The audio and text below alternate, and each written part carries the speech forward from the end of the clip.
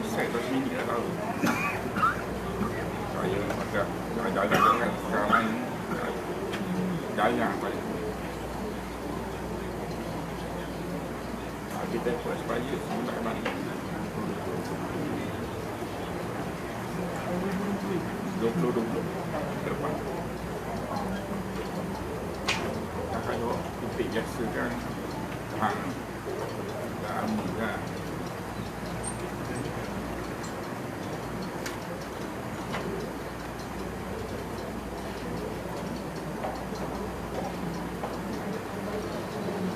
Esok ni siap aja untuk ikan bambu. Mau ada kan pakai baju esok. Gantung kalau ni. Melayu. Melayu. Islam.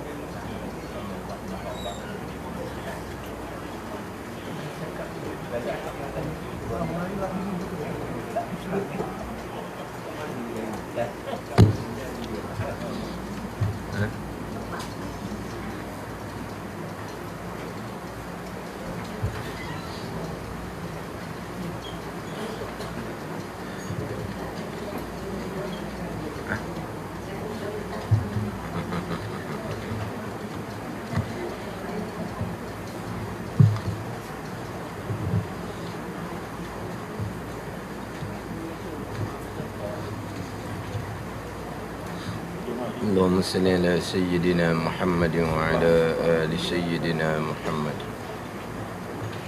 أعوذ بالله من الشيطان الرجيم. بسم الله الرحمن الرحيم. الحمد لله رب العالمين والصلاة والسلام على سيد المرسلين وعلى آله وصحبه أجمعين. Rabbi syrah li sadri wa yassir li amri wahlul 'uqdatam min lisani yafqahu qawli. Subhanaka la ilma lana illa ma 'allamtana innaka antal alimul hakim. Wala haula wala quwwata illa billahil aliyyil azim. Kitab Hidayatus Sibyan, muka surat 15, bagi atas sekali. Surat 15 bagi atas sekali. Qala al-muallifu rahimahullahu ta'ala wa nafa'ana bi'ulumihi amin. Maka jika ada ia orang yang azan dan orang yang iqamah. Maka jika ada ia orang yang azan dan orang yang iqamah, didiri akan dia bagi keduanya, bagi azan dan iqamah oleh imam, oleh raja, oleh kerajaan.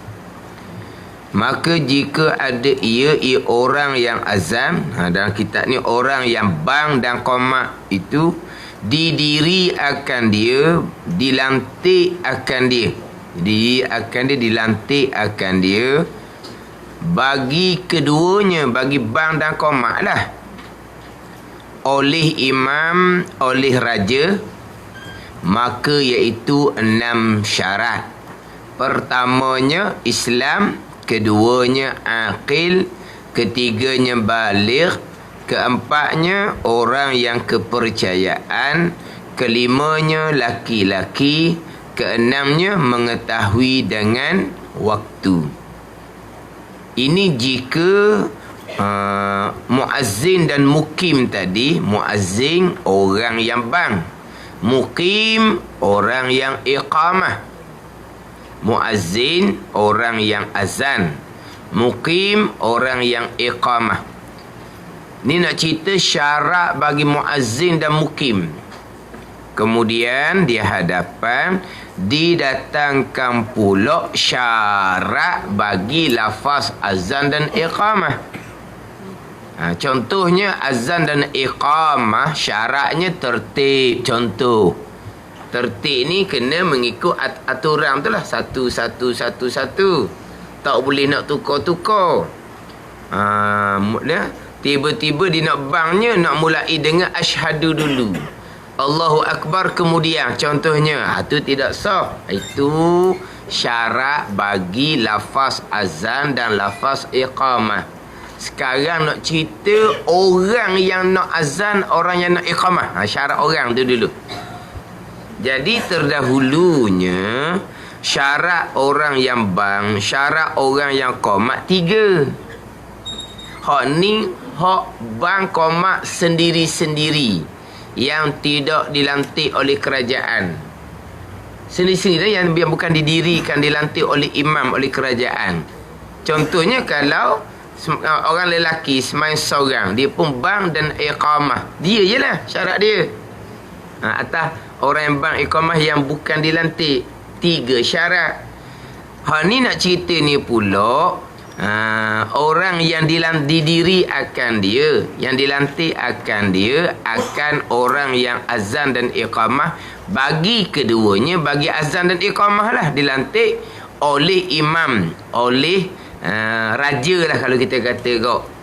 Maka kalau tempat kita raja lah, sebab lantikan imam dan Bilal ni di bawah Maidam. Maidam di bawah raja. Jadi imam di sini raja lah kalau kita kata kau. Ni bukan imam semayang ni. Ke tu Bilal tu imam semayang latih? Bukan. Imam ni raja lah kita kata. Jadi kalau raja nak lantik muazzin dan mukim, dia kena ada 6 syarat ni. Barulah sah lantikan.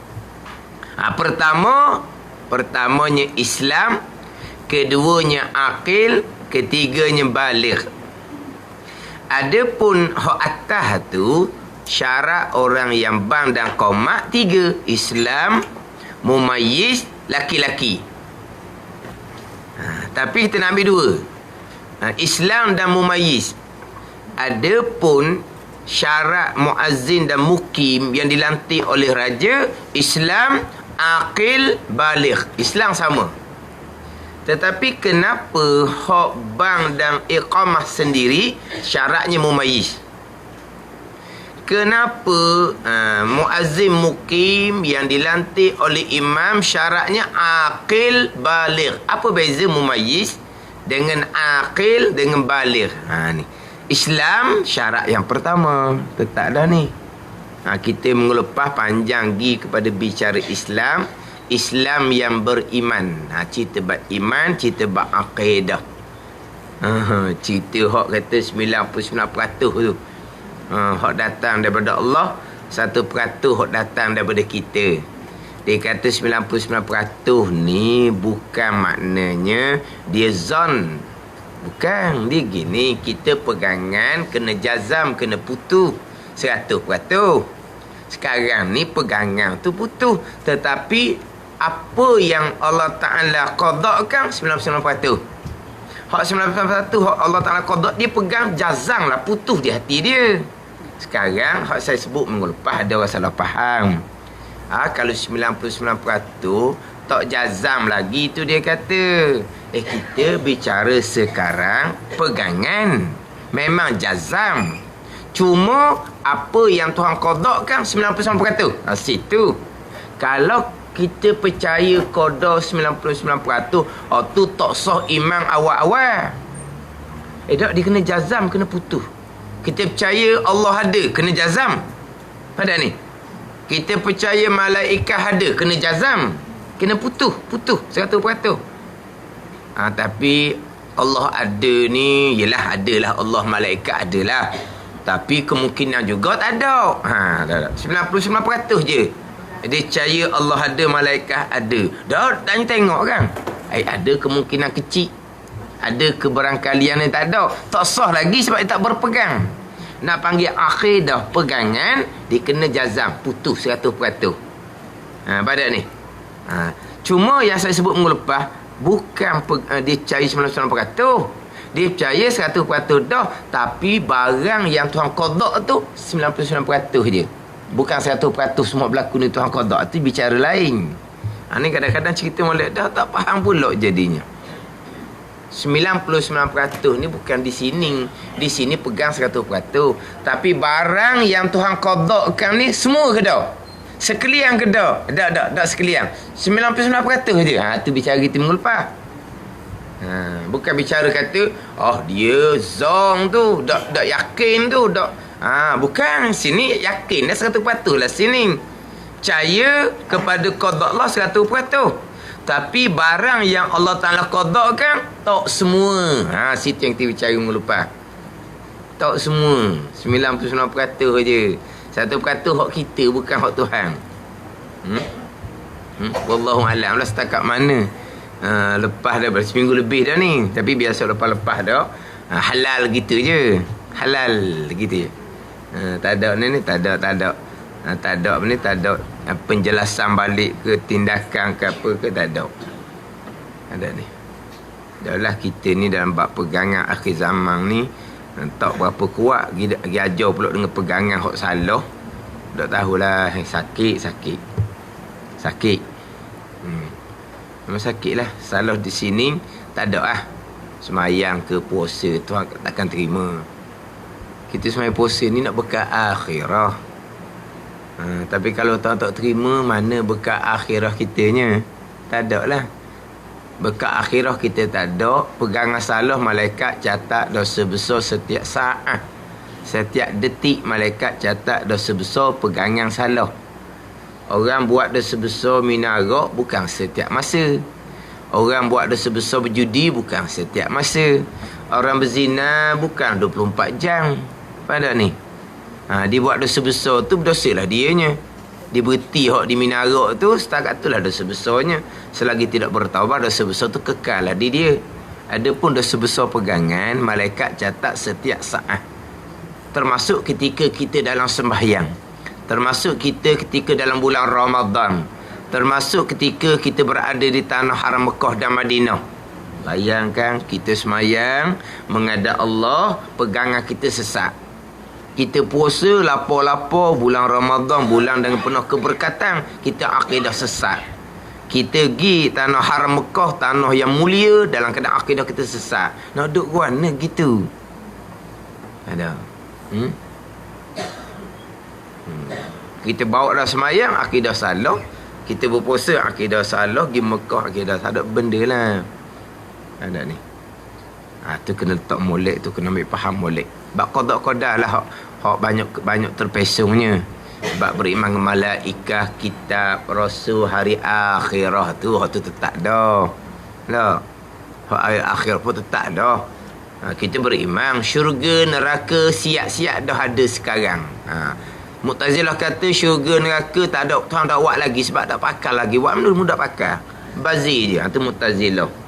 Ada jugalah Mu'tazilah pegangan dia salah dalam bab beriman dengan hari akhirah. Tapi hak tu tak ada kita pegang gitu. Memang kita pegang syurga neraka ni uiddat, telah disediakan.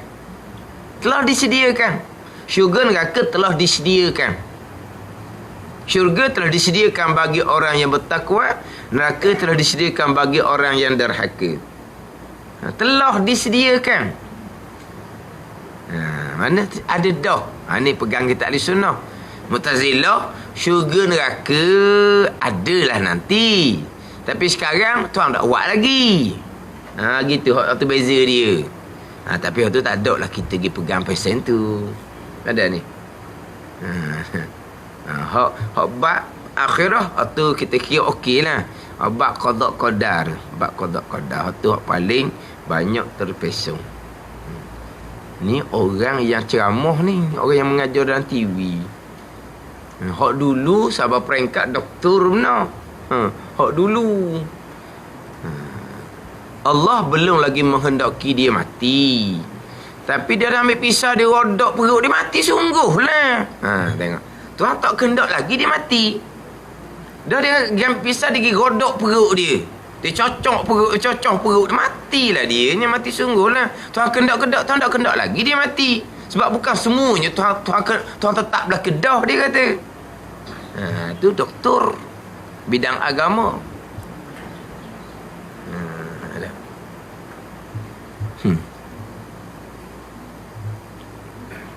Dia punya rancangan yang samalah. 40 pagi-pagi tu lah. Tak tahulah siapa yang dia punya apa ni, pengatur dia, penerbit dia kata wallahu alam. Tapi berat tu. Orang berkenaan lah, orang yang bertanggungjawab. Orang lain comel belaka, sekara je salah pun nak mikir juga. Dalam bab pegangan, satu cukup dah salah. Ada ni, dalam bab pegangan. Dalam bab pegangan, bab usul pegangan, bab asas pegangan, salah satu je. Hak pegangan yang lain comel, tak pakai dah. Tak pakai dah. Badak ni. Walaupun dia kata sejam program tu, tapi hak tu je salahnya. Dak tu salah, ramai mana dengar? Tu kita menglepas cerita bab Islam, iman. Itu syarat yang pertama. Itu syarat pertama belaka tu.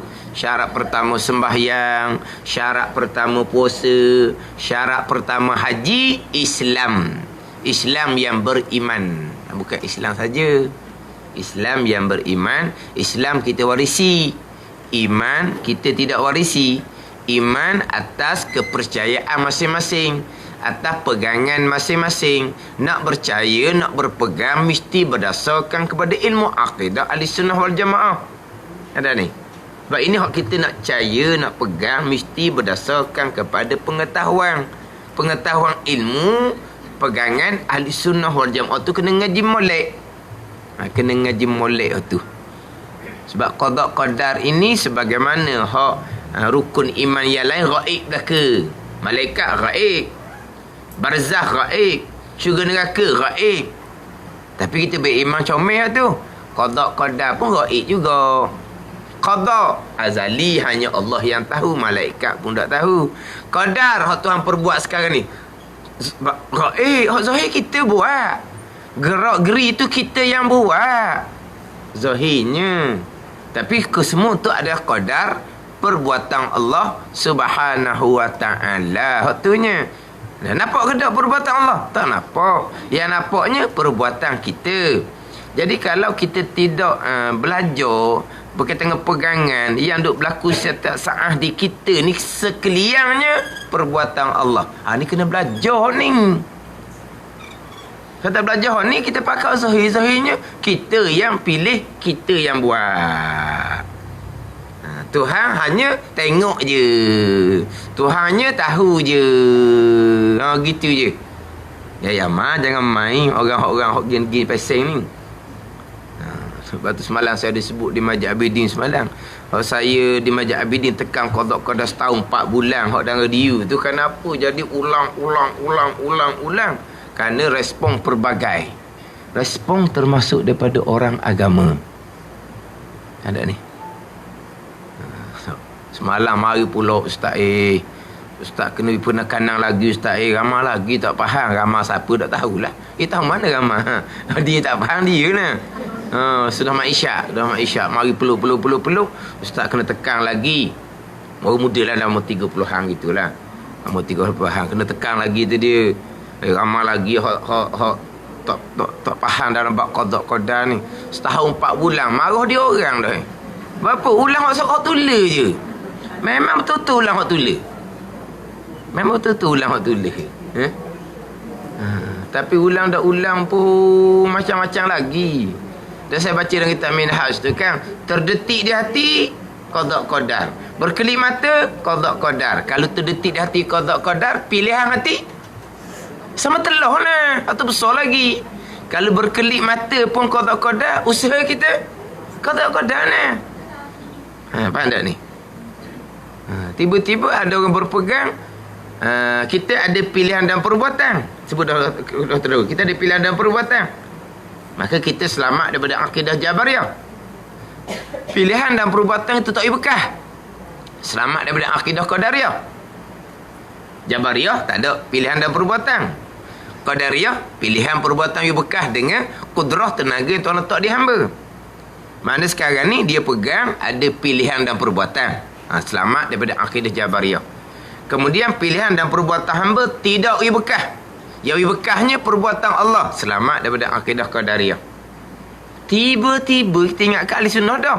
Pilihan dan perbuatan hak kita cuma tak bekah je. Oh pula dah. Yang saya dah tekan di Majlis Abidin tu, terdetik di hati pun hak Tuhan. Berkelip mata pun hak Tuhan. Mana pilihan dan perbuatan kita pun hak Tuhan. Bukan bekah je hak Tuhan. Diri pilihan perbuatan tu pun hak Tuhan. Setahun lebih dah ulang. Kena-kena ada orang mengajar di tempat kita ni. Jabariyah selamat dah. Qadariyah selamat dah. Mengajar sifat 20. Pilihan dan perbuatan tu hak kita, cuma tak bekah. Tuhan jadi. Tu bukan keesaan pada perbuatan tu. Dah kalau gitu, pilihan perbuatan kita ni majazi je, bukan sebenar-benar pun. Hakikinya hak Tuhan belaka, bukan pilihan kita, terdetik di hati pun hak Tuhan. Bukan kata usaha berkelip mata bergerak nadi pun hak Tuhan. Dah ulang setahun lebih tu. Dak lekat juga. Dah bukan dia jadi pegang lama dah duk gitu. Dia jadi tak perasan. Betul lah tu ustaz kata tu, kita kena berpegang ada kita usaha. Memang waktu dia dipegang. Dan kita berpegang pilihan dan perbuatan tak bekah. Memang nanti berpegang gitu. Tapi hak dia pegangnya pilihan perbuatan hak kita. Bukan ni hak pegangan. Hak berasa tak ada masalah. Hak berasa tak berasa ke kita? Tak berasa tu kena ngecek tu. Tak berasa. Tak berasa. Tangan pun dah rasa apa dah. Kaki dah rasa apa. Kena telefon cepat-cepat tu. Memanglah kita berasa. Kita ni bukan masalah berasa, masalah pegangan. Sebut dah mengelepaskan. I'tiqadiyun. Ingat tak tulis di Bible. Syuhudiyun. Syuhudiyun tu rasa tu awliya. Kita cerita i'tiqadiyun ni pegang sining ni. Pegang sining. Mana pegang sining ni? Pilihan hak kita, perbuatan hak kita mutlak, tapi tak bekah. Tak jadi lagi gitu. Sekalian hak Tuhan. Mana bukan pilihan kita hak Tuhan, terdetik hati pun hak Tuhan. Sama telah pilihan. Setahun 4 bulan. Ayat yang sama, ulang yang sama. Sebab apa? Memang kadang-kadang orang-orang ni kan, ditanyalah orang-orang berkenaan. Betul ke dok tu hok duduk di Terengganu tu, dia kata hok malam kami malam Jumaat Rabu malam kami tu. Jadi tanya-tanya orang berkenaan lah, dia tak tanya orang-orang sama dia hok dok reti tu. Ya pun tidak, tidak pun tidak. Nak kata ya, tidak kata. Nak kata tidak, akan cekak orang kali. Tapi ya pun tidak, tidak pun tidak. Siapa pengkat? Saya pun tak pernah dengar lagi. Pagi tu pandai juga. Jadi orang ni kita tanyalah orang-orang yang hidup belajar. Dah ni tak ada was-was ni, kena kejap. Tak, bukan masalah dia. Kita sendiri pun tak boleh was-was dalam apa ni, kena tetap kejap, jelas, nyata, sahih. Jangan duduk-duduk ni, duduk papah-papah ya ke gitu. Tak boleh dalam bab pegangan. Bukan orang nanya ni, orang jawab ni pula ni. Dia tak ada kata ya, tak ada kata tidak. Orang hak ditanya tu orang berkenaan lah. Orang yang ditanya tu orang berkenaan. Ada ni. Kata ustaz kena beri penekanan lagi tu dia. Orang Allah kata setahun 4 bulan, tapi akan datang ada orang tekan pula. Tekan semua hak Majlis Abidin tu. Sebab apa? Sebab ingat ke radio tu lah. Orang dengar ramai. Ingat ke radio orang dengar ramai. Jadi memang ulang semua tekan. Cerita-cerita bab pekos, ada peluang tekan tauhid, tekan tauhid. Cerita bab tasawuf, ada peluang tekan tauhid, tekan tauhid gitu. Ada ni.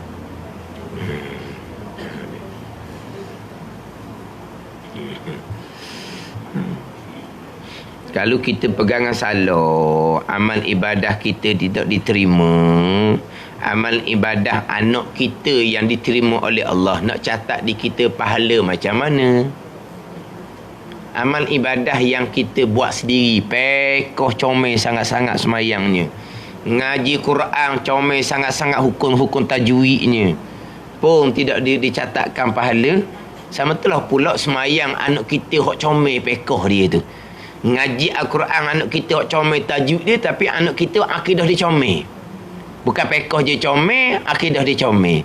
Bukan ngaji Quran je pandai, akidah dia comel. Maka amal ibadah diterima, dicatat atas kebajikan anak kita. Sepatutnya kita mak ayah ni dapat pahala secara automatik. Tak dapat pahala kerana kita akidah salah. Ada ni. Atau kata kena tok molek tu. Dekat kita kan pahala kita, pahala anak cucu kita, pahala sedekah jariah kita. Hak pahala yang berpanjangan semua tu. Pahala sedekah jariah kita. Nah. Tapi kalau kita tidak beriman qada dan qadar, hak Nabi kata walau anfaqta misla uhudin zahaban fi sabilillah. Jika engkau infakkan seumpama bukit Uhud nisbah emas pada jalan Allah, tidak akan diterima oleh Allah Subhanahu wa taala selagi tidak beriman qada dan qadar Allah Subhanahu wa taala. Kita infak fi sabilillah pada jalan Allah. Seumpama bukit Uhud nisbah emas. Emas sebesar bukit Uhud. Banyak mana emas. Tuhan takkan terima. Takkan terima. Jikalau engkau tidak beriman dengan qada dan qadar Allah Subhanahu wa taala. Tidak beriman dengan perbuatan Allah itu panggil mensyirikkan Allah. Syirik. Musyrikun mensyirikkan Allah pada perbuatan. Ada ni. Ni cerita pegangan. Rasa tak rasa itu bab maqam, itu cerita lain. Atau sebut dah minggu lepas tu jaga molek. Kalau kita dengar orang ngajar, saya sebut dah minggu lepas kita orang puang ni banyak kelas kita ikut. Kalau orang tu ngajar kita sifat 20. Pegangan-pegangan, kena rasa sini. Kena mari sini, bertiah belajar. Bukan. Kita cerita pegangan, kepercayaan, rasa, hadir, mari, resak. Ni. Menjiwai itu maqam ihsan. Ada ni. Kita ada Islam, kita ada iman, kita ada ihsan. Dan ada maqam ihsan. Cerita lain pun maqam ihsan tu. Imannya apa? At-tasdiqul qalbi. Itu iman. Ni, benar hati. Benar hati. Putus di hati akan qada dan qadar. Itu iman. Kemudian rasa di hati, hadir di hati, mari di hati, menjiwai di hati, itu maqam ihsan. Mana kalau dia baca tauhid 20, berpegang, maka hendaklah menjiwai. Berarti bukan. Itu guru yang tidak mursyid, salah bawakan dia. Dia tak boleh nak beza antara pegangan permulaan agama dengan maqam ihsan, kemuncak agama aulia ilah. Tak nak beza tu tak boleh. Bukan. Sama juga dibaca kitab hikam. Kitab hikam ni cerita bab zauk ni, hak kecak di batin aulia. Tiba-tiba tu kena pegang. Siap. Tu bukan. I'tiqadi itu tulis minggu lepas dengan syuhudiyun, medan lain-lain, bicara lain-lain. I'tiqadi ni permulaan agama. Syuhudiyun ni aulia illah, orang sempurna agama, kemuncak agama. Yang kita ni lepas daripada Islam, iman kita sah, ihsan kita tu. Ihsan kita dulu. Apa ihsannya? Antak budallah, bahawa engkau mengabdikan diri akan Allah. Apa makna engkau mengabdikan diri akan Allah? Taat zahir, taat batin, itu ihsan. Tinggal maksiat zahir, tinggal maksiat batin, itu ihsan. Ihsan ni kita ni ihsan duduk setara mana kita ihsan? Kita ni masuk dalam golongan muhsinun ke tak? Muhsinin, orang yang buat baik. Ihsan ni orang buat baik. Apa makna buat baik? Orang buat baik dengan makna orang yang menurut perintah Allah zahir batin, orang yang meninggalkan larangan Allah zahir batin. Baik di sini baik syarak ni. Ada ni. Bukan baik ada. Baik sungguh dia. Tetamu mari, dia ajak naik lalu dah walaupun tok lelaki tak ada rumah pun, baik dia. Pesen ni. Baik apa gitu tok lelaki tak ada. Tetamu lelaki naik atas rumah, baik adalah bini dia, kita duduk tanah lah, tunggu tak baik sungguhlah bini dia. Kalau kita duduk tanah ni, biarlah tu lelaki dah balik lagi pun kawan kita juga. Tak baik dia kata. Kita bukan akhir baik tak baik hak nafsu kita, hak adah bukan, hak syarak. Apa makna buat baik? orang yang melakukan segala perintah Allah zahir dan batin, orang yang meninggalkan larangan Allah zahir dan batin, itu ihsan. Hak tu guna kita. Nak cerita makam ihsan macam mana? Cerita hak ihsan tu dulu. Kita taat zahir batin ke tak? Hak taat zahir semayang dengan ilmu ke tak? Hak taat zahirnya ngaji Quran dengan ilmu ke tak? Tu. Nak taat zahir tu kena ilmu. Lepas tu setakat zahir je ke semayang comel pekah. Baca Quran comel hukum tajwid. Dah taat batin mana? Ikhlas ke tak? Duduk dalam ni mana pula ni hak taat batin. Hak tu ihsan. Hak tu pucuk kacamaki nak cerita maqam ihsan macam mana?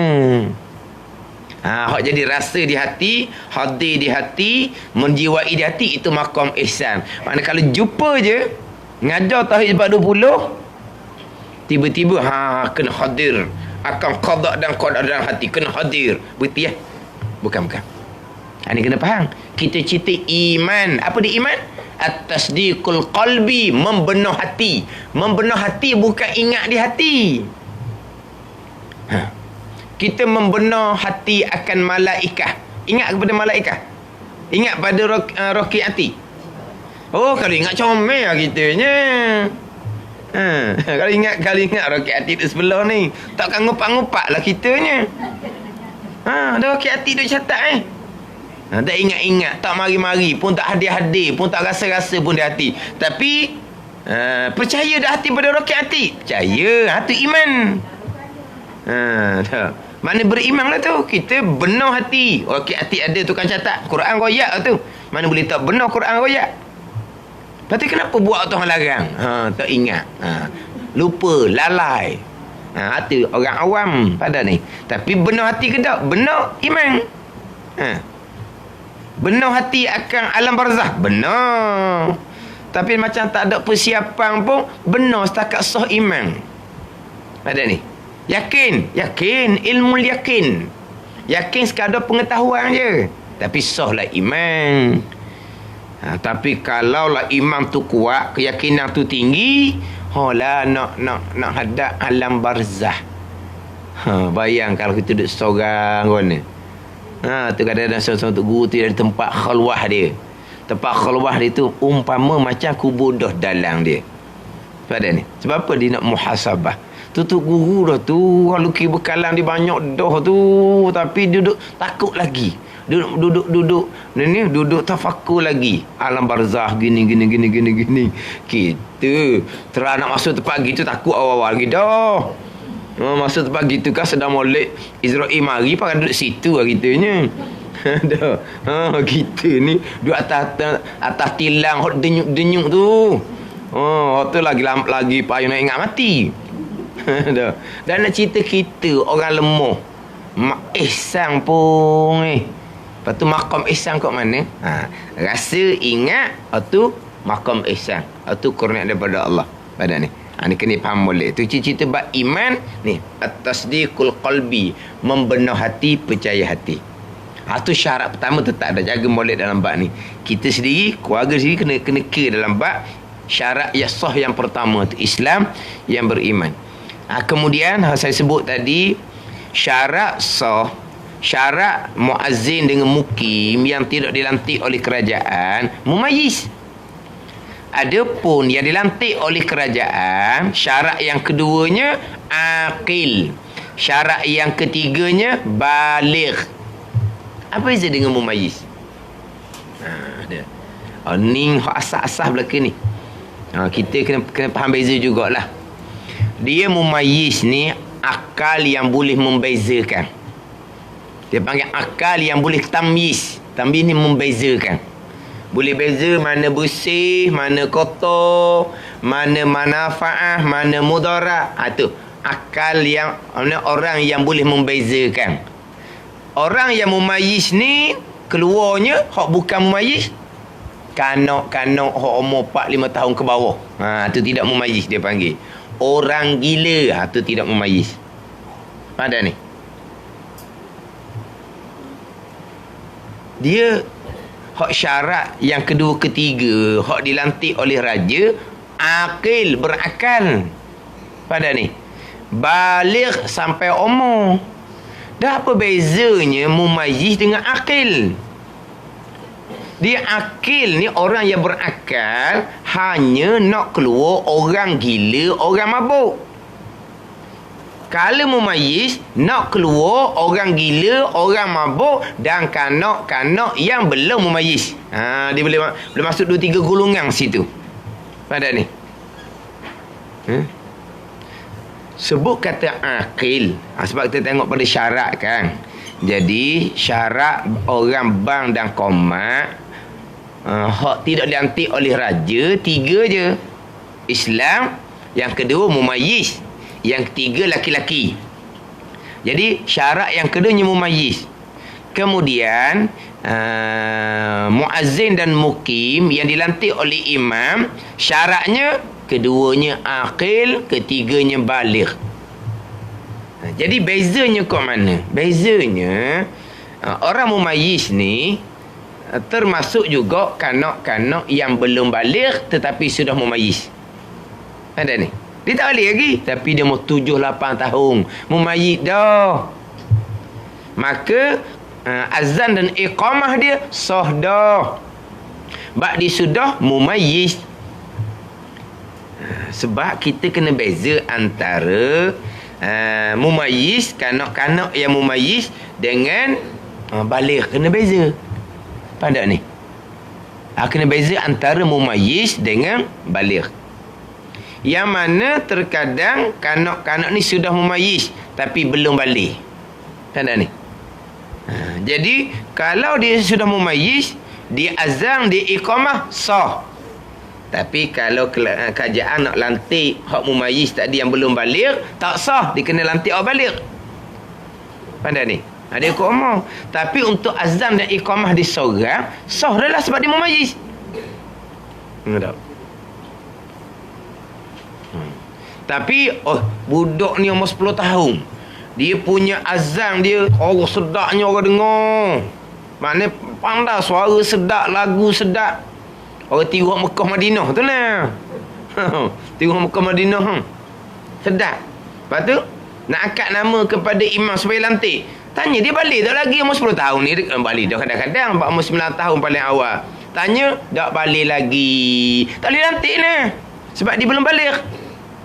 Tapi dia sudah mumayyiz. Mumayyiz untuk azan iqamah sendiri boleh lah. Nak dilantik oleh kerajaan tidak padam dengan mumayyiz saja. Dia kena baligh. Gitu. Itu beza. Ya. Kemudian kalau kita mengaji bab semayang. Bab semayang kita dulu bab semayang kita dulu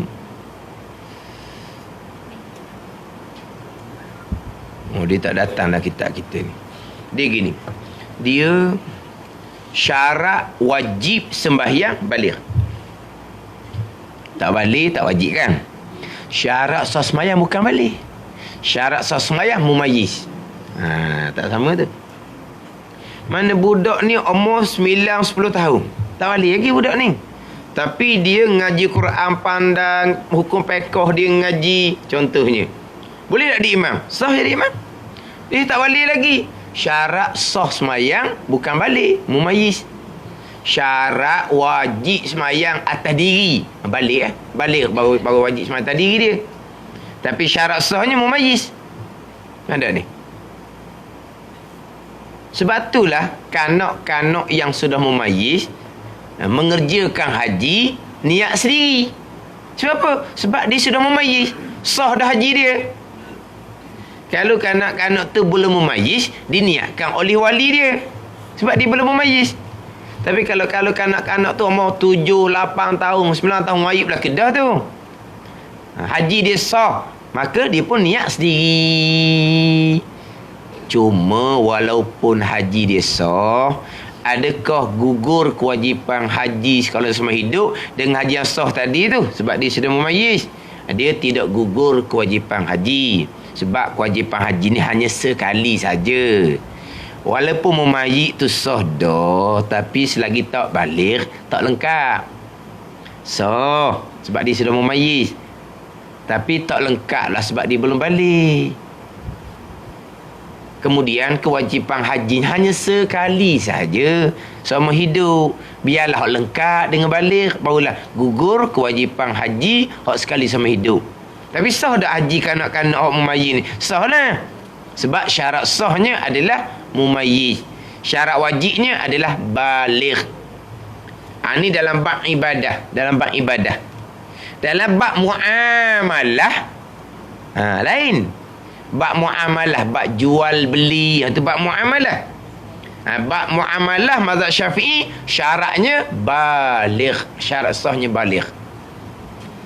Kalau belum baligh tidak sah jual beli. Malaikat mazhab Hanafi, mumayyiz sah dah jual beli. Mumayyiz ni macam mana? Boleh kena dah barang, boleh kena dah duit. Sahlah jual beli. Kena barang, kena duit. Orang tak boleh kecek barang. Barang ni boleh tengok, dia pandai tengok diri dah. Bila kau tarikh lupuknya contohnya, dia kena barang. Hak nak beli tu barang gapa. Misalnya, kalau mak suruh pergi kedai, budak ni boleh tahu dah. Kalau nak beli gula hak mana? Kan Muslim first kan? Ada ni. Gula hak mana? Gandum hak mana? Ke pakai capa gitu je. Dia ada gula gandum hak dikeluarkan oleh syarikat Muslim. Kita dahulukan syarikat Muslim. Ada ni. Mana dia kena barang. Dan dia pun kena duit. Duit ni banyak ning. Beli semua jumlah banyak ning. Nanti dia akan terima balik duit punjur. Duit punjur mana duit punjur? Duit mana? Duit baki. Duit baki. Duit punjur dah. Punjur. Cucu. Dah punjur mana? Sama je. Punjur cucu sama. Tengok. Mana duit cucu. Cucu ni ambil air cucu. Cucu kan ambil air cucu. Duit cucu. Duit baki lah, duit baki. Maknanya dia tahu duit ni beri tadi 50 riyal. Kena ni. Jumlah barang tu 30 riyal.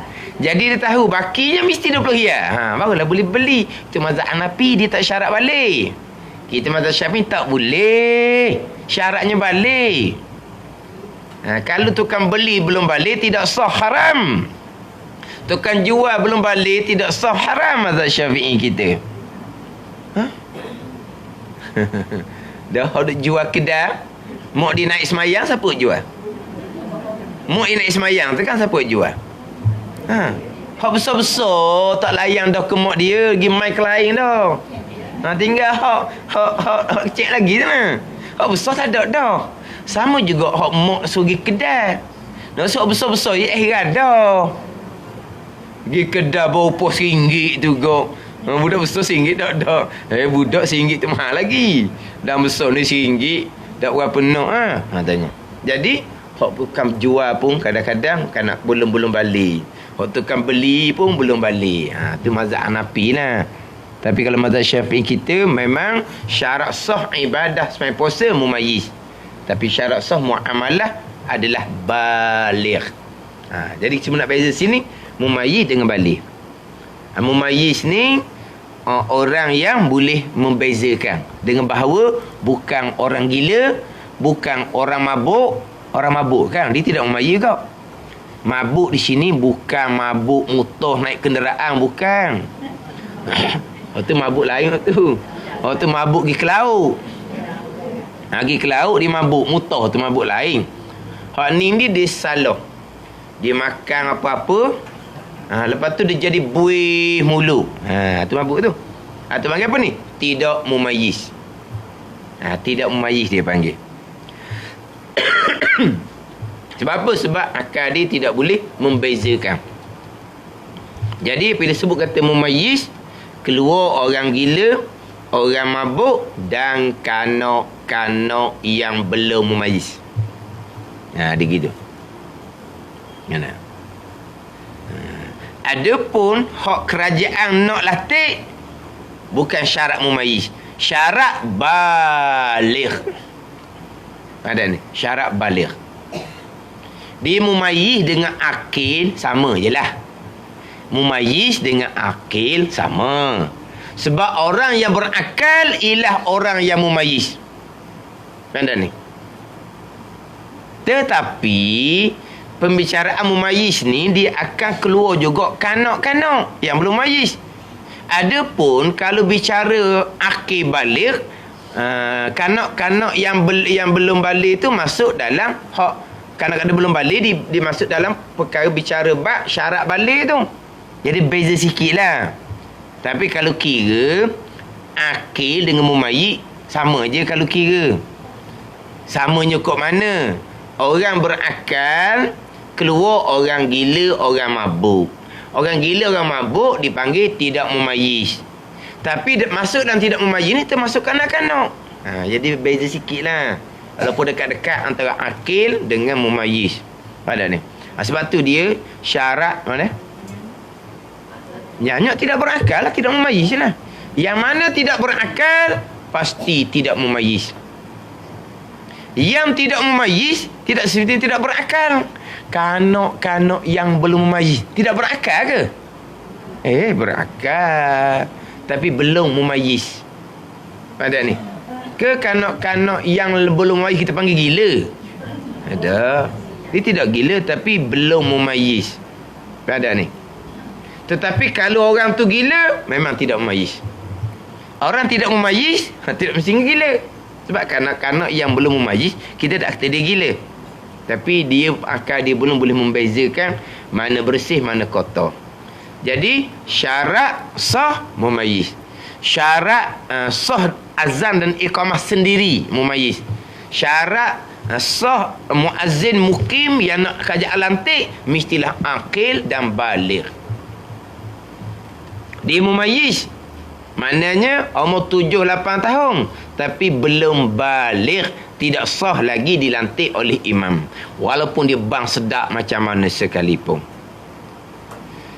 Walaupun kanak-kanak yang sudah mumayyiz sah bang dia, sah iqamah dia, tetapi kanak-kanak yang ni yang belum baligh azan dan iqamah hukumnya adalah makruh.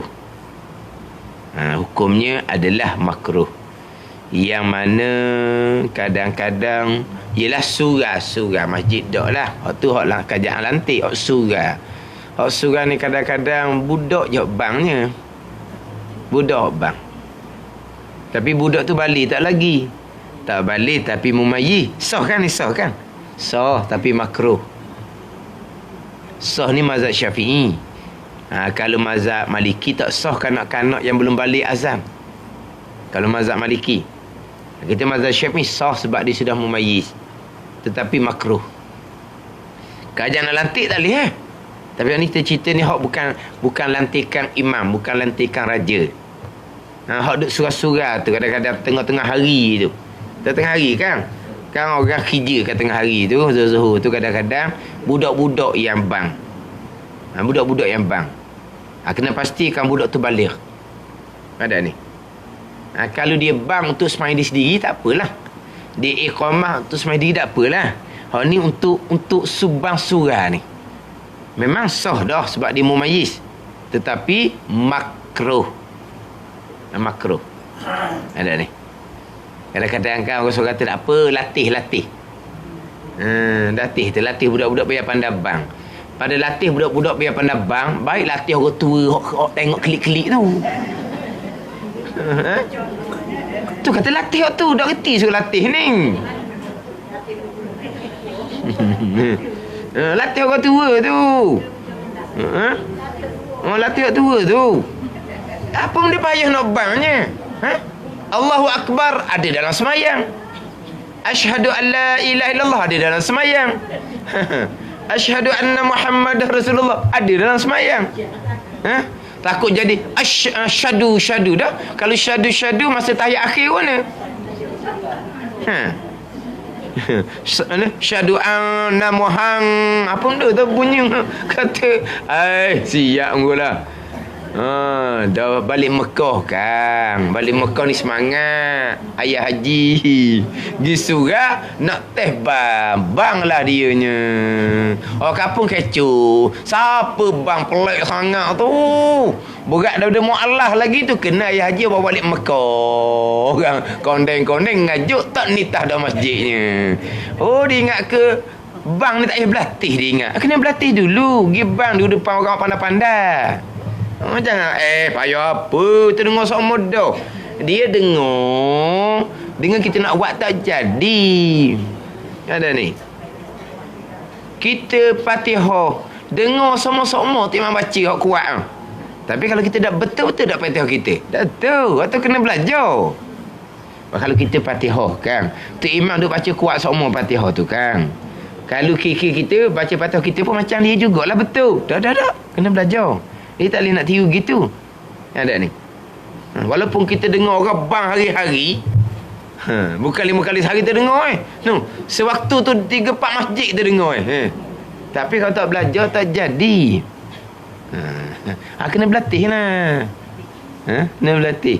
Jadi latih orang tua supaya bang, bukan latih budak-budak. Budak-budak ni umur 10 tahun 10 tahun dia balik dah. Latih dia lah, dia balik dah. Ada ni. Bukan dilantik oleh imam ni. Dia azan dan iqamah sebab dia sudah mumayyiz, tetapi makruh jika belum balik. Adapun kalau imam nak lantik, kalaulah muazzin itu belum balik, tidak sah. Muazzin belum balik, tidak sah. Kena. Jadi kena cari muazzin yang balik. Walaupun dia bang sedap pun, tunggu dia balik, lantiklah dianya. Jadi kita kena beza antara satu mumayyiz, satunya akil baligh, berakal sampai umur. Satu lagi mumayyiz. Mumayyiz ni keluar orang gila, keluar orang mabuk, keluar kanak-kanak yang belum mumayyiz. Contoh kanak-kanak yang belum mumayizkan dimakruhkan kita bawa ke dalam masjid. Kanak-kanak yang belum mumayiz. Yelah, kanak-kanak belum mumayiz ni kan, digatar dalam pampers dia pun masuk tangan. Lepas tidak tahu dah, tidak reti nak beza bandar ni. Sebab tu kalau masjid macam di ladang, selesa situ. Orang ni nak mok-mok nak belajar pun selesa sebab ada tempat. Ada tempat yang bukan kawasan masjid, luah. Kalau ada program besar-besar, dia ada sukarelawan masjid yang bertugas jaga kanak-kanak. Mak nak pergi belajar tu, dia letak situ. Dia masjid ladang. Dia ada buat seumpama tu. Dan memang dia ada ruang luah yang bukan kawasan masjid.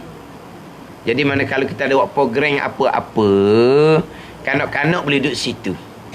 Kemudian ibu-ibu yang uzur haid dan nifas boleh duduk situ. Ni tak ada langsung kawasan untuk kawasan seberguna panggil apa? Bukan kawasan tak ada. Sebab tukang hok buat masjid ni orang yang tak beranak, orang tak ada haid nifas. Ada ni orang tak beranak, orang tak ada haid nifas. Orang lelaki. Jadi dia tak ada mikirlah macam mana ruang untuk kanak-kanak yang belum mumayyiz, ruang untuk perempuan yang haid dan nifas. Dia tak mikirlah sebab bukan hak dia. Bukan hak dia. Ada ni.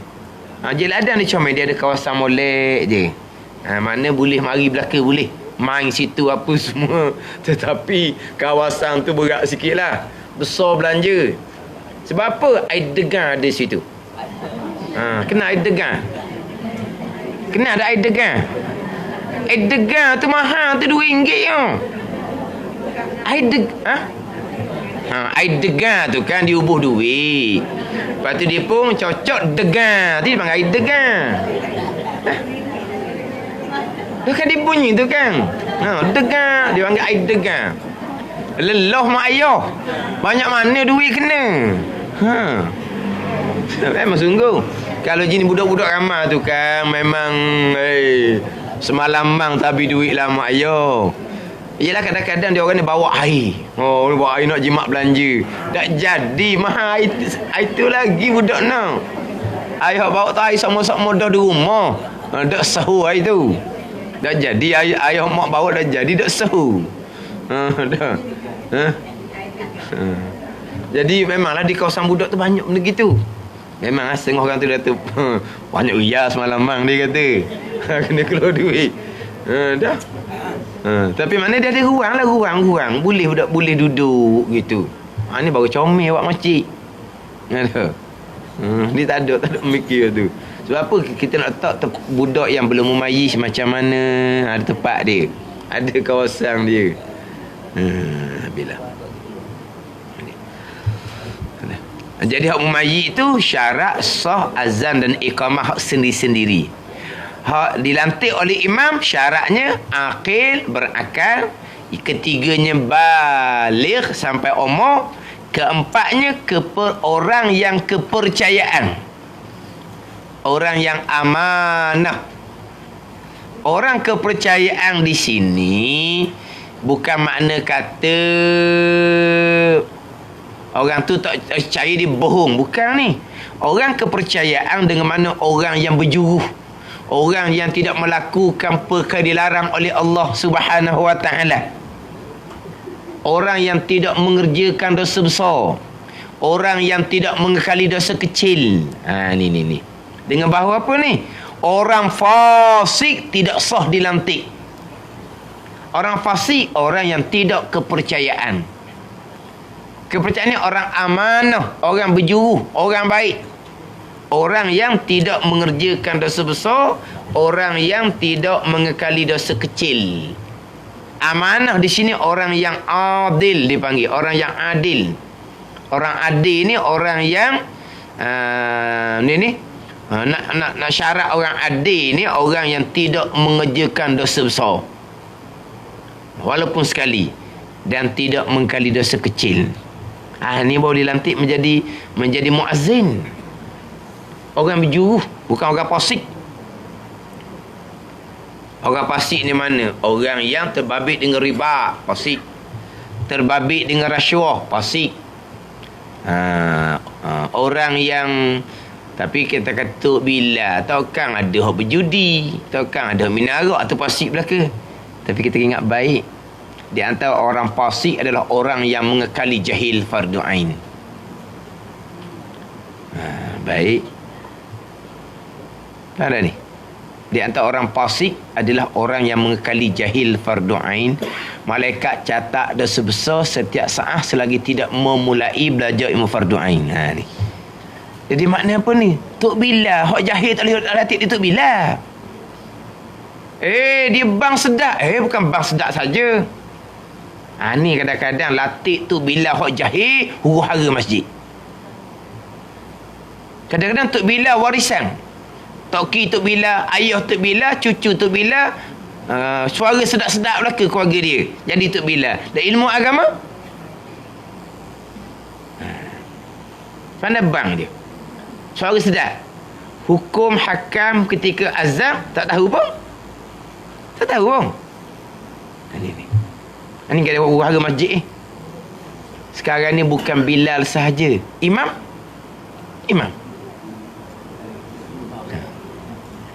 nak lantik imam. Nak lantik imamnya macam mana? Orang ngaji Quran sedap. Itu je. Akidah macam mana? Hukum hakam sembahyang macam mana? Hukum hakam tasawuf macam mana? Hanya lantik imam kerana ngaji Quran pandai.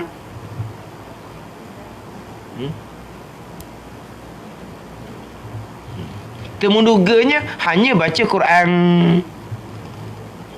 Siapa kita nak ngajar ni pun, nak minta tauliah mengajar pun suruh baca Quran. Macam nak dia tu imam. Sepatutnya nak bagi tauliah mengajar ni, tanya akidah macam mana. Okey, cuba kamu hurai akidah Ahlussunnah wal Jamaah gam. Nak bagi tauliah mengajar tak tanya pun bang akidah. Ini tauliah mengajar. Syarat yang pertama mengajar ini Ahlussunnah wal Jamaah. Tu syarat yang pertama orang nak mengajar ni. Tapi masa temuduga langsung tak tanya bang akidah Ahlussunnah wal Jamaah. So baca Quran. Tu menduga orang nak mengajar. Kena tanya akidah. Macam mana pemahaman akidah nak kita boleh mengajar ni. Tanya hukum hakam semayang nak kita boleh mengajar ni. Tanya bab hukum hakam tasawuf nak kita boleh mengajar ni. Kalau dia pun fardhu ain tak boleh nak jawab, balik pergi belajar dululah. Nak kita boleh mengajar. Orang fardhu ain pun tak lulu. Tanya soalan-soalan asas. Itu orang mengajar. Pun tak heran tu. Sama telah tu imam. Tu imam sama telah lah. Hanya baca sedap, hafaz Al-Quran cukup. Akidahnya macam mana? Akidah Quran. Tak tahu. Semayang macam mana? Cuma kita bab akidah kita tak tahulah. Sebab dia masing-masing. Tapi kadang-kadang nak tupang semayang tu tak berhi. Sebab apa? Nampak sangat hai'ah semayang tak ada. Hai'ah semayang hak hukum pekoh tak ada. Memanglah sunat-sunat hai'ah je. Tapi sunat hai'ah pun kamu imam buat gak molek sunat hai'ah di dalam sembahyang. Tak ada. Mana hak pekoh kita nampak. Tu belum cerita lagi berdeheng apa semua tu hak membatalkan semayang. Mana apa? Tak ngaji pekoh langsung. Jadi tu imam, kalau anak makmum tanya hukum semayang, tak boleh nak jawab. Kamu imam, kamu mengepalai solat. Sepatutnya kalau makmum ada persoalan solat, tanya siapa? Tanya ketua lah.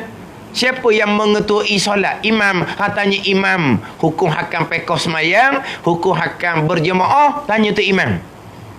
Ni tu imam sampai masa tersilap rakaat, terkurang rakaat. Tu imam pun pening dah nak buat macam mana. Mana? Pekoh Zuhir pun tak belajar. Akidah macam mana? Tasawuf macam mana? Kita nak cari tu imam yang adil, tu imam yang soleh, tu imam yang warak. Ni boleh dapat pahala lebih. Tu imam adil mana? Tu imam yang tidak mengerjakan dosa besar. Tapi kalau jahil fardu ain, fasik. Tapi akidah kita tak tahu masing-masing.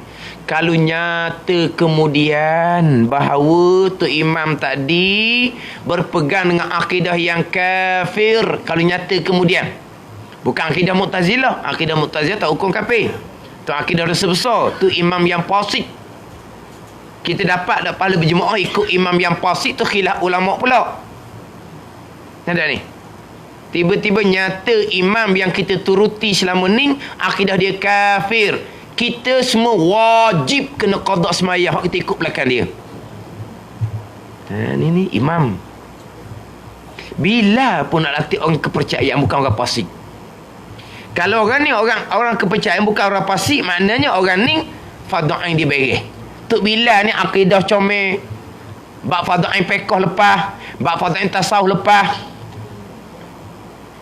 Ni kadang-kadang Tok Bilal dah dia tak belajar, orang ngajar dia lari.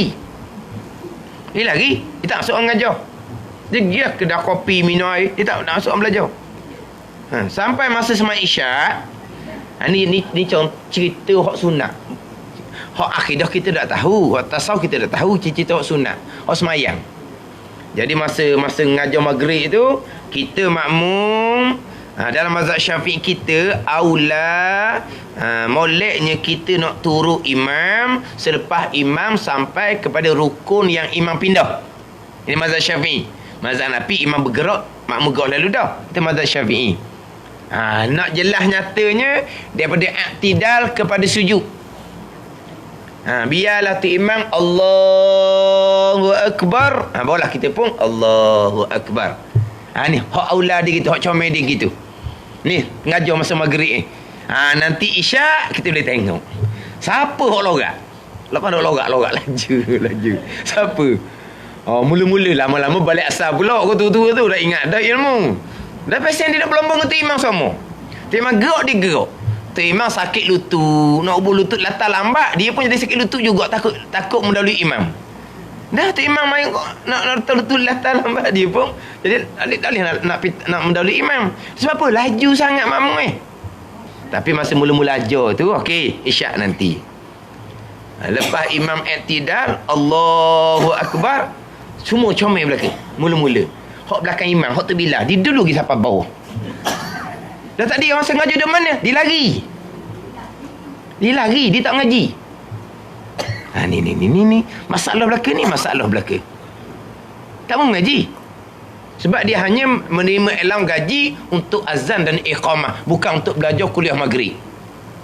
Berkali kalau nak suruh dia masuk kuliah maghrib, kena tambah elang menghadiri kuliah maghrib. Berkali lah. Ada ni. Sebab tu sampai ke masjid terpaksa buat peraturan. Imam Bilal masa mengajar kena hadiri. Jadi pihak masjid kena buat peraturan. Jadi macam budak degil pula dah jadinya. Malu kat orang lagi tu. Peraturan untuk siapa ni?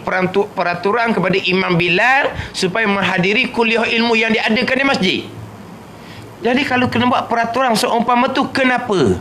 Kena perangai tu Imam Bilal, orang ngajar dia lari. Lari pun lari.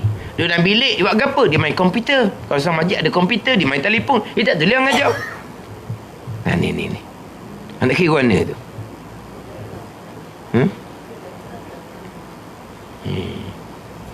Bilal ni kepercayaan ni, orang yang tidak fasik ni. Imam sama telah lah.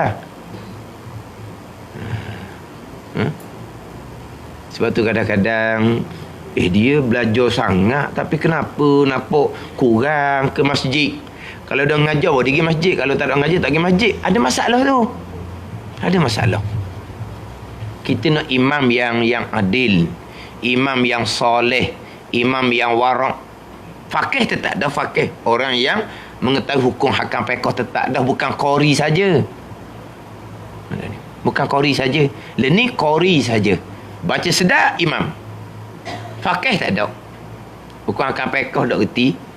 Hak berat laginya bab pegangan pun tak reti. Anda kira mana tu? Ini tanggungjawab imam yang melantik. Kerajaan yang melantik itu tanggungjawab mereka. Pastikan Imam Bilal yang berkelayakan. Ada ni. Kalau Bilal pun orang kepercayaan, bukan orang fasik. Kalau orang ni bukan orang fasik, orang ni pastilah fardhu ain diberi.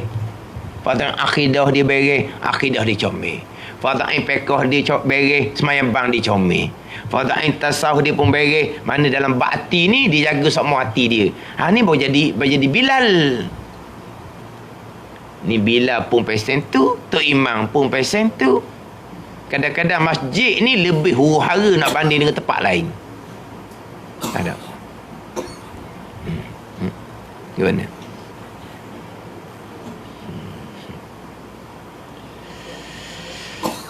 Cuma kadang-kadang ikutlah belakang tu imam walaupun dia berdehem kerana tak ada arah.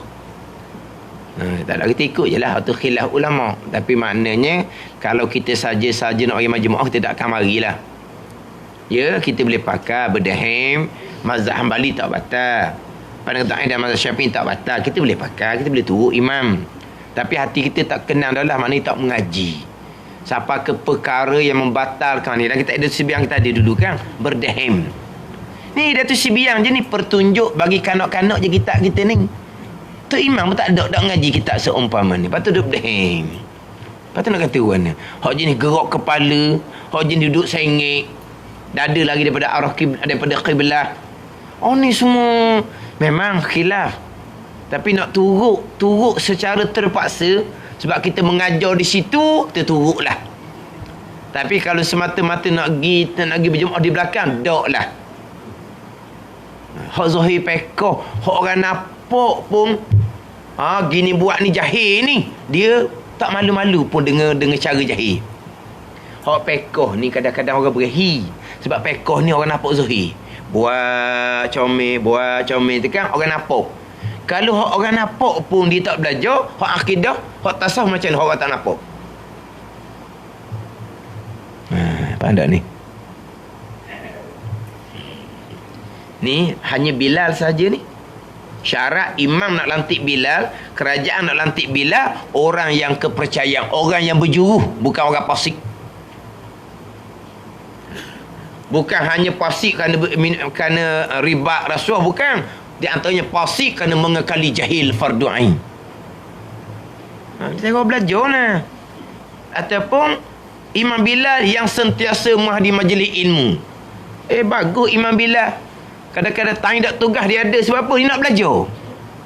Ya, time dia bukan tugas pun, tapi dia ada sebab nak belajar. Ni hok sedang bertugas orang mengajar, dia lari. Badan ni. Ni atas kerajaan lah. Tapi hok setakat saya tahu ni, tempat kita ni, Bilal hanya bang pandai, suara sedap. Imam qari, orang baca sedap. Itu je. Bilal orang bang sedap, imam orang baca sedap. Itu je.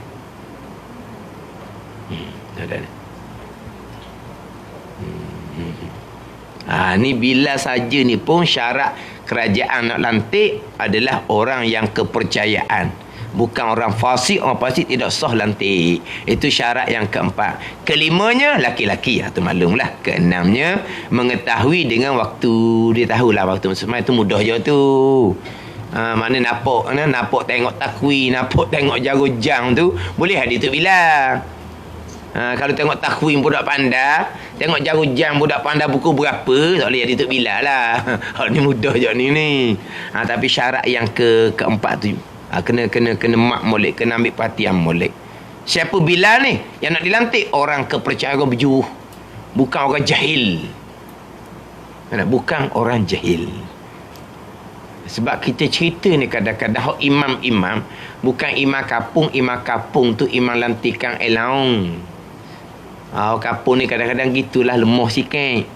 Ini imam yang bergaji tetap, kaki tangan kerajaan, yang boleh dipindah-pindah mana masjid. Setara mana ilmu pengetahuan dia? Sepatutnya imam itulah yang mengajar akidah di masjid. Sepatutnya imam itulah yang mengajar fiqh di masjid. Cuba kita tengok di Kelantan. Ini bukan semua masjid ni. Saya biasa berita tengok kuliah tauhid imam pertama. Kuliah fiqh imam nombor 2. Imam belaka yang mengajar. Tapi fiqhnya gapo? Fathul Qari, kita Arab tu imam baca fiqh. Allah kata kelah tu imam. Baca fiqh kita Arab. Tengok. Yang mengajar tauhid imam, yang mengajar fiqh imam, yang mengajar tasawuf imam. Dia tengok. Hak jemputan luar, satu dua malam je jemputan luar. Jadi, saya betul tengok masjid yang sok mandi di Kelantan. Tapi bukan semua. Bukan semua ni. Tapi saya tengok Allah, imam. Dia ada kan jadual kelas kan. Ni malam apa, kita apa, siapa pun kuliah. Imam yang pertama, imam yang kedua, imam yang ketiga. Terkadang Bilal. Terkadang. Bandar di Kelantan. Kita di Terengganu, pihak masjid buat ketetapan. Tok imam kena mengajar. Padahal tok imam tu tak mengaji pun nak mengajar macam mana? Ni lagi punah. Ada masjid dia buat ketetapan tok imam dia mestikan mengajar. Ambillah kitab hak anak murid tu kan beli. Kitab kosong. Bacalah kitab, anak murid kata mana? Siapa ke Afrika dia pergi. Ada ni. Mana pun Afrika. Tak tahu ke tajuk dia ngajar. Dia ngaji ke tak? Dia tak mengaji. Kenapa masjid buat peraturan imam mesti mengajar kalau dia tak mengaji? Ini lagi punuh Ini lagi punuh. Ada ni. Jadi sepatutnya memang betul. Imam yang mengajar tauhid, imam yang mengajar fiqh, imam yang mengajar tasawuf, apa? Dia mesti kena alim hak ni. Boleh dia imam. Bukan hanya ngaji Quran je pandai.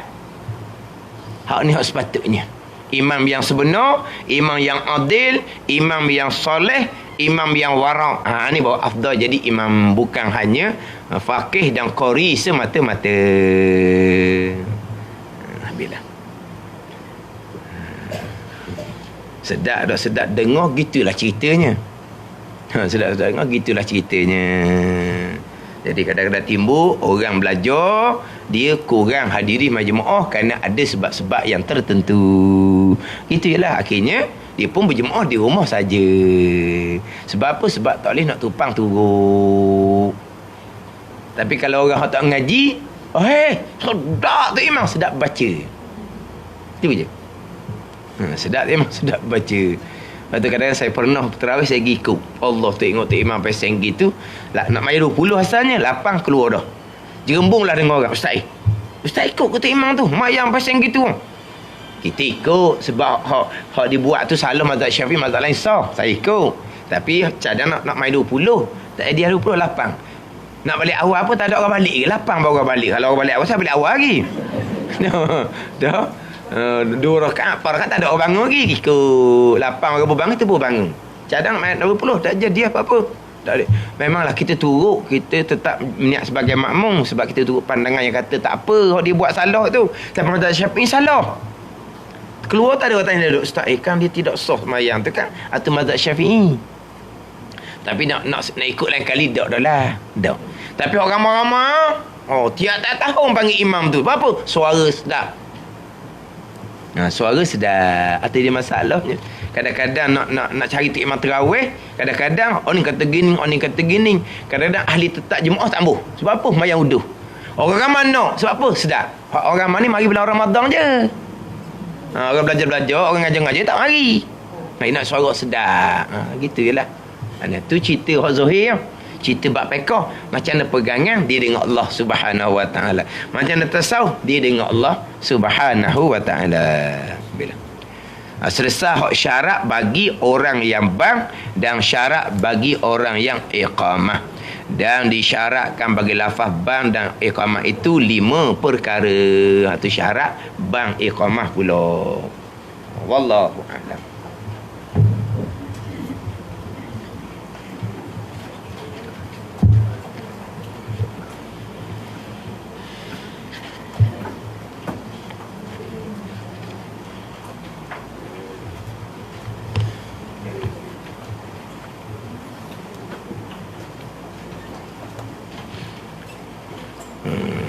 Hak Jawi ni muka surat 19.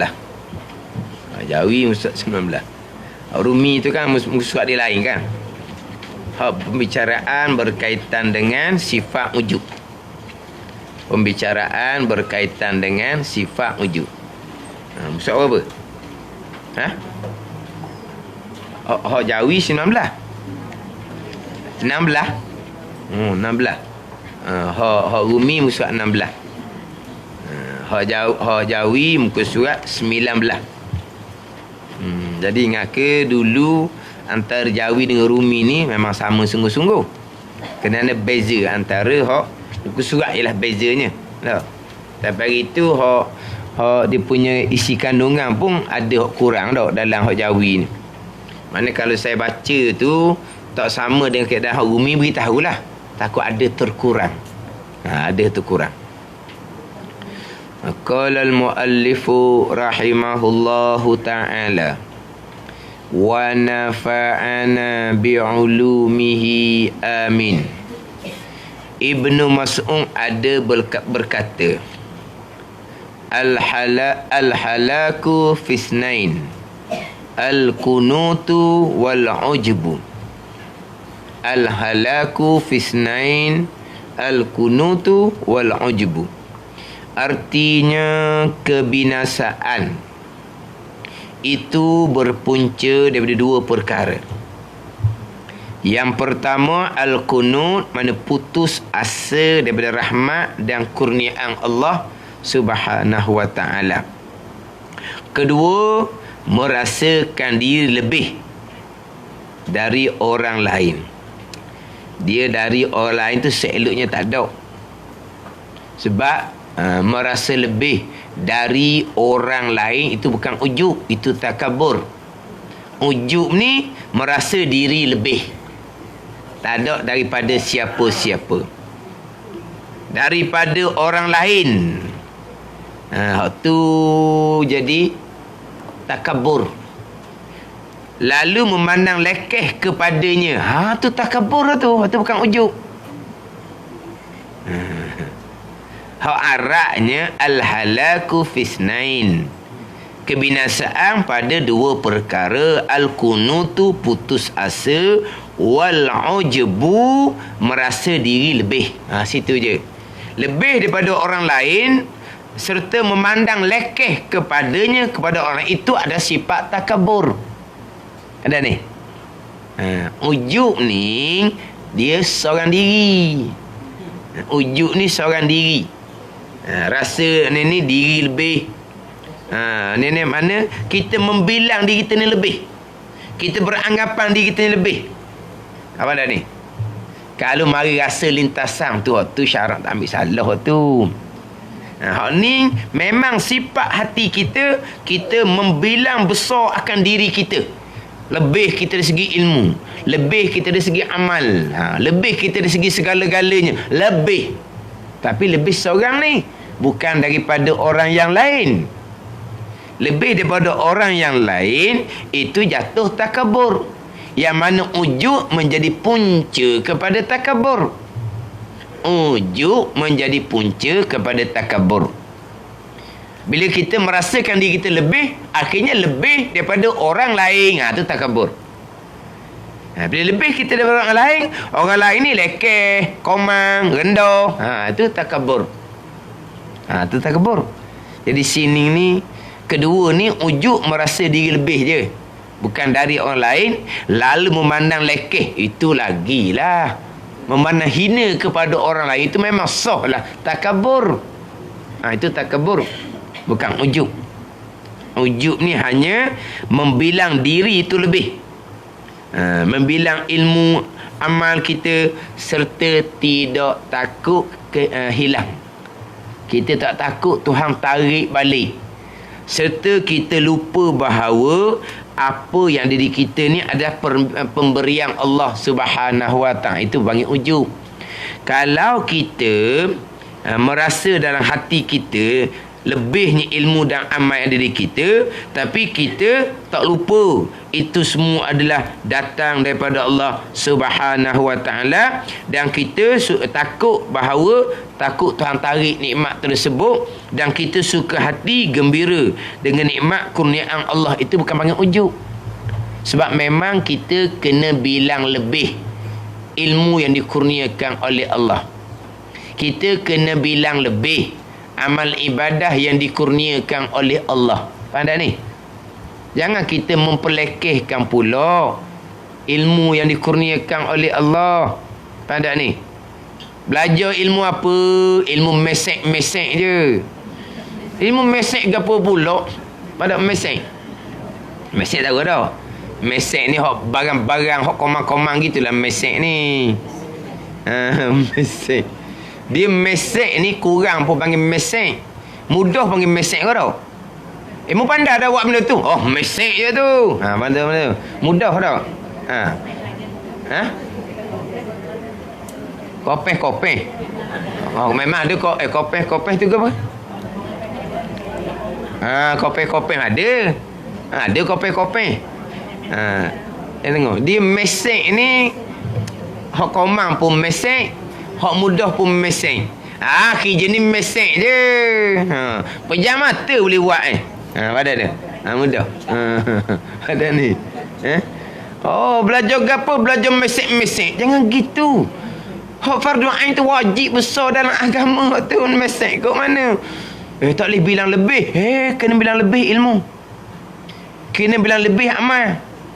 Tapi jangan lupa, itu semua taufik hidayah daripada Allah. Itu semua ujian besar daripada Allah. Tapi kalau tak lupa situ, tak ingat ujub. Ada ni. Ni ujub ni kita bilang lebih, serta kita lupa bahawa itu semua datang daripada pemberian Allah Subhanahu Wa Ta'ala, dan kita tak takut pun Tuhan tarik balik tu. Kita dalam belajar ni mudah je Tuhan tarik balik. Belajar tak ada pandai pun, tapi semangat nak belajar ni, bertaubat dengan Allah. Bertaubatlah, kerana terdahulu kita tak belajar ilmu fata'in dosa besar. Kita bertaubat dengan bahawa kita belajar tak tinggal dah. Belajar sama-sama dah. Dan azam bulat di hati, tak akan tinggal dah belajar di masa akan datang. Ni taubat. Tapi kadang-kadang mudah je Tuhan nak tariknya. Sebab apa tak belajar dah? Balah dengan orang sebelah. Jangan. Balah dengan orang sebelah. Balah dengan kawan dia. Balah dengan kawan apa tak belajar. Padahal kata nak belajar fardu ain. Belajar fardu ain pun tak pandai-pandai pun lagi, tak apalah, itu pandai tak pandai kurniaan Tuhan. Mana kata balah dengan sebelah. Tak mau belajar dah. Hidup jauh-jauh. Jembung juga dia kata. Masa masuk, masa keluar.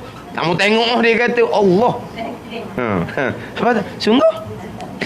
Tunggu. Tak mau belajar. Kerana sementara kalau baloh dengan orang ngajar. Tu sama telur lah tu. Baloh dengan orang ngajar. Tu sama telur. Terasa hati kita pada ustaz orang ngajar. Terasa hati. Sebab apa? Jumpa dak tegur dia kata. Jumpa dak tegur mana lah. Kita mari semua kelas dak kenal. Kenal lah dekat-dekat tu. Jauh-jauh tu nak kenal mana lah. Dah. Pandai ni. Nak kenal mana. Sebab dak tegur. Jadi sekarang ni kena buat kenal belaka orang. Dah kata terasa hati dak tegur. Senyum je kita senyum lalu. Apa biarlah buat kenal. Kena buat kenal. Dok juga orang senyum kadang-kadang dah kita orang tua sikit, dia orang muda sikit, dia senyum kadang-kadang. Ada piuh atas kepala mungkin dia senyum. Gitu je kadang-kadang orang ni. Tengok orang kapio, dia senyum. Gitulah orang ni. Tapi maknanya kena buat kenal. Mari tegur je buat kenal. Biar tak kenal pun. Kena buat kenal. Dah sungguh. Kata apa tak tegur. Dah. Jumpa mana lah.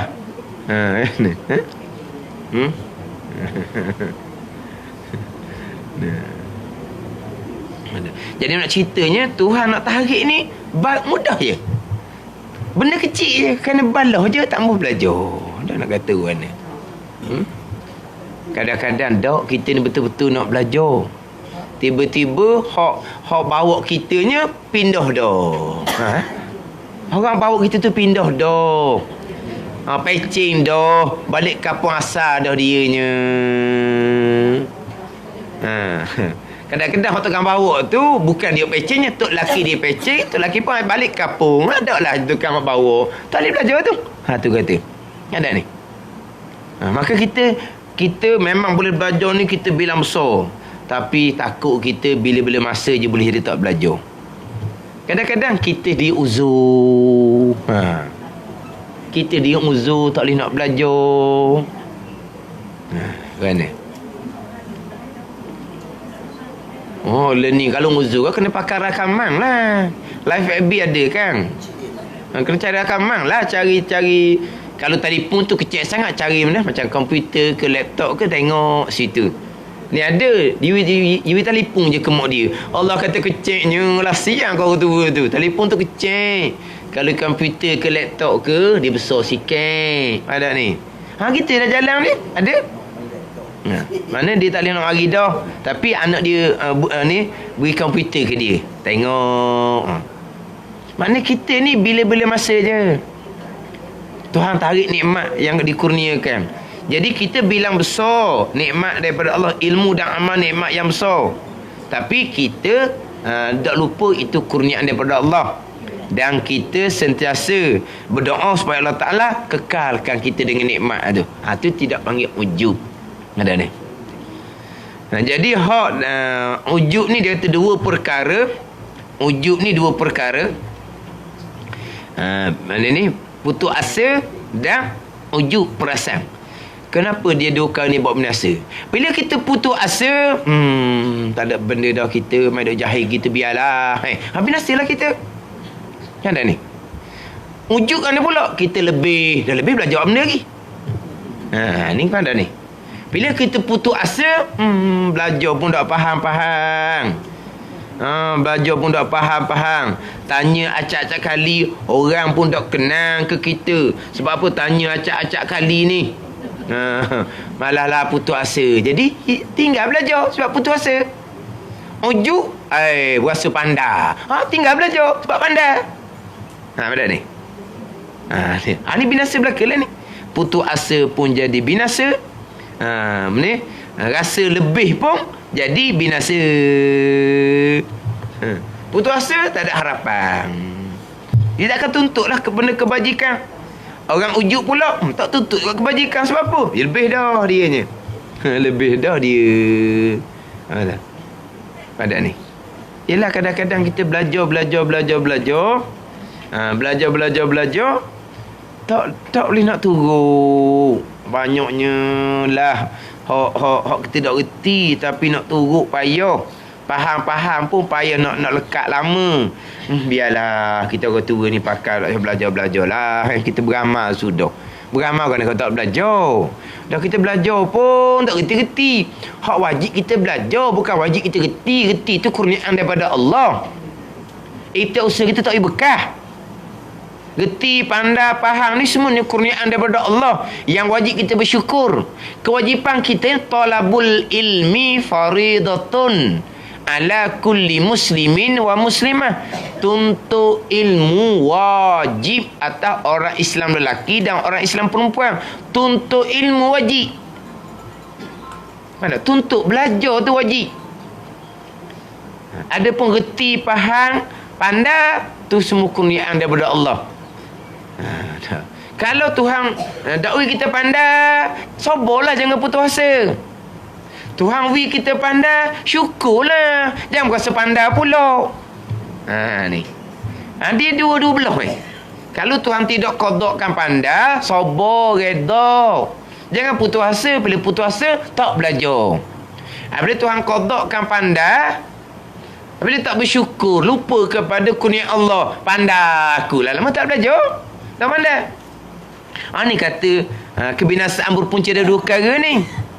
Putus asa, kebinasaan, kok sebelah tak ada harapan. Ada ni. Yang kedua pula, dah lebih dah, tak payah tambah dah lebih dah. Ada ni. Sama juga dalam masalah kita kata kok Allah lah banyak lah kita nak kena buat lagi ni, banyak amal kita, dosa kita banyak, putus asa dah. Lepas tu biarlah, neraka pun neraka lah. Dia jangan putus asa. Dah cerita hak tu salah, cerita hak dua salah, banyak benda lah salah. Dosa dengan orang pun banyak. Banyak dosa dengan Allah Ta'ala pun banyak, dosa dengan orang pun banyak. Akhirnya putus asa, tak ada bau dah. Walaha, sebesar-besar dosa, kafir, kekal neraka selama-lama pun, bertaubat, mengucap dua kalimah syahadah, Tuhan ampun sekian dosa. Tak ada dah dosa paling besar. Kafir dah paling besar sekali. Bertaubat, mengucap Tuhan ampun sekian dosa, mati saat tu syurga lalu dah. Ada ni. Salah kita pun bukan sampai ke dosa kafir. Tapi kena sungguhlah hak jalan taubat tu yang putus asa. Ni hak questioning. Hak je ni amal banyak. Banyak dah amal ujuk. Dah lah. Ada kok tu pula. Tu kalau beramal, berilmu sama juga. Putus asa jadi tak belajar. Ujuk perasaan pandai jadi tak belajar. Dia kata dua perkara ni menjadi punca kepada kebinasaan. Putus asa pun kebinasaan, kemudian ujuk pun bawa kepada kebinasaan. Habislah. Itu sifat kecelaan yang ketujuh. Kelapan, riak, memperlihatkan amalan kepada manusia. Itu riak. Kalau kita kata riak ni apa? Nunjuk, ngendeng. Tu riak dipanggil nunjuk, ngendeng. Tu riak. Jadi sini memperlihatkan amalan kepada manusia ni dipanggil riak. Ini makna dari segi bahasa. Riak bukan semata-mata memperlihatkan amalan kepada manusia. Kita buat amal bukan kerana Allah. Itu riak. Kita buat amal bukan kerana Allah, walaupun amal kita tidak diperlihatkan kepada manusia. Kita buat amal kebaikan, tidak kita perlihatkan kepada manusia, tapi hati kita bukan kerana tu, riak lah. Tapi punca besar riak adalah memperlihatkan amal kepada orang. Pada ni punca besar riak, memperlihatkan amal depan orang. Pandai, itu punca dia. Tetapi kalau amal tu bukan depan orang sekalipun, tapi amal bukan kerana Allah, riak jugalah dia panggil. Tapi punca besar riak adalah kita memperlihatkan amal. Sebab itulah amal-amal sunat sebahagian besarnya kita disunatkan buat di rumah masing-masing. Sebahagian besar sebab apa? Sebab nak pelihara daripada riak. Sebab punca riak adalah memperlihatkan amalan kepada manusia yang lain. Wallahu a'lam. Bismillahirrahmanirrahim. Alhamdulillahi Rabbil Alamin. Wassalatu wassalamu ala sayyidil mursalin wa ala alihi wa sahbihi ajma'in. Allahumma aftah alaina futuhal arifin. Allahumma allimna ilma akdamin wa fahimna famas sabiqin warzuqna riqat talibin. Allahumma zidna ilman wa alhiqna bis salihin. Wa sallallahu ala sayyidina Muhammadin wa ala alihi wa sahbihi wa sallam. Walhamdulillahi rabbil alamin.